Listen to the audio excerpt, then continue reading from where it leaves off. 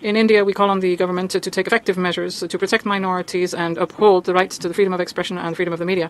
Boss ये सब दोगलापन है, मैं तेरा दोगलापन उतारता हूँ। नमस्ते दोस्तों, मैं गौतम के डेमोक्रेसी का रखवाला रैंडम एडमैन आपके फेवरेट शो में आपका फिर से एक बार स्वागत करता हूं। आज एक छोटी सी क्लास होगी और लेक्चर देने से पहले अपने घर साफ करो। सब्जेक्ट होगा Switzerland versus India, minorities and free speech edition. Swiss delegate ने कहा हम इंडिया से कहते हैं अपने माइनॉरिटीज का ख्याल रखो, मीडिया और एक्सप्रेशन की फ्रीडम डिफेंड करो। अच्छा जी, बड़े ये माइनॉरिटीज के बादशाह मसाले तब कहाँ थे जब बांग्लादेश या पाकिस्तान के मेजॉरिटीज ने माइनॉरिटीज से गले पे स्विस नाइफ चलाया था और हमारे यहाँ सब साथ और खुश हैं। आप अपना ज्ञान देने चले आए तो आप अपने ज्ञान की मोमबत्ती भाई लेक्चर देंगे और इंडिया को पॉइंटिंग फिंगर्स दिखाएंगे कि मौका मिला तो स्विट्जरलैंड ने जैसा बिल्कुल चर्च में स्विस चॉकलेट्स खाते हुए बच्चे को पकड़ लिया हो किसी ने। पर इंडियन डेलीगेशन ने भी इसका भरपूर तरीके से सही जवाब दिया। स्विट्जरलैंड के डेलीगेट्स जी, आपका दिमाग सरप्राइजिंग, सैलो, इल इन्फॉर्म्ड है। आप अपने घर की सफाई पहले कीजिए। आपके अपने देश में भी रेसिस्ट कमेंट्स, जेनोफोबिया, डिस्क्रिमिनेशन के इशूज है और बहुत बड़े लेवल पे है।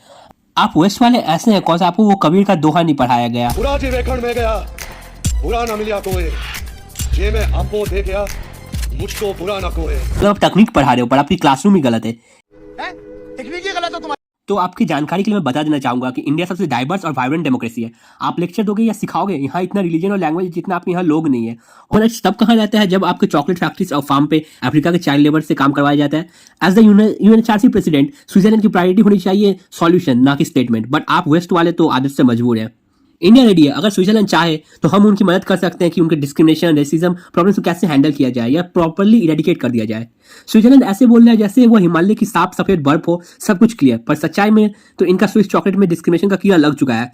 इनका स्विस वॉच अभी भी 1900 के टाइम में अटका हुआ है जहां वेस्ट हमारे लेक्चर दे और कंट्रोल कर सके और हम ये सुने चुपचाप। तो वो मोटे जिम ट्रेनर है जिनके खुद एक पुलअप ना मारा जा सके और दूसरे नए जॉइनिस को बताते हैं कि पुलअप मारो वरना तुम डंबल मत टच करना। आप मीडिया फ्रीडम की बात करते हो, आप अपना चॉकलेट और वॉच देखो। आपका इकोनॉमी तो हमारे देश के लिए ब्लैक मनी से ही चलता है ना।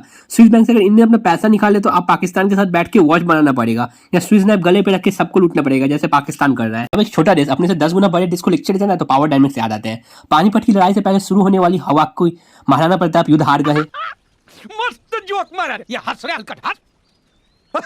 हाँ, मैं मानता हूँ इंडिया का सिस्टम परफेक्ट नहीं है, कोई नहीं कह रहा कि परफेक्ट है, पर एक चीज पक्की है, झूठ पे ये घर नहीं बना सकते। और अगर डिप्लोमेसी की लेक्चर इसी टोन में चलता गया तो खुद रेस्पेक्ट गिरती रहेगी। दोस्तों लेसन यही है, स्टेटमेंट बोलने पे इक्वलिटी नहीं आती, इंट्रोस्पेक्शन पे आती है। और जब बाहर से कोई बोलता है इंडिया ये कर लो, वही सुधार कर लो, तो हमेशा याद रखें मिरर चेक जरूरी है। The random Batman and I am signing off.